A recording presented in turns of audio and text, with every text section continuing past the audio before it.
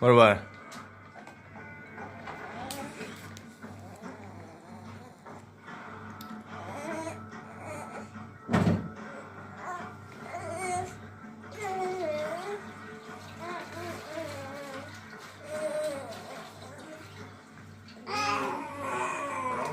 چرا خوش اومدی؟ تو خودم مهمان سرزنده دوست ندارم. رئیس بزرگ داداشمو تهدید میکنی؟ نکن. به هیچ وجه. اونم باید جای باید خودش رو بدونم از دخترم دورم.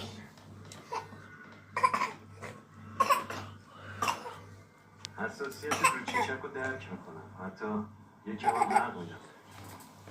اما اگه یک کارو از سر داشتم کم شد 1000 تیکت میکنه. اوه، پس داری رئیس بزرگ رو تحقیل میکنی.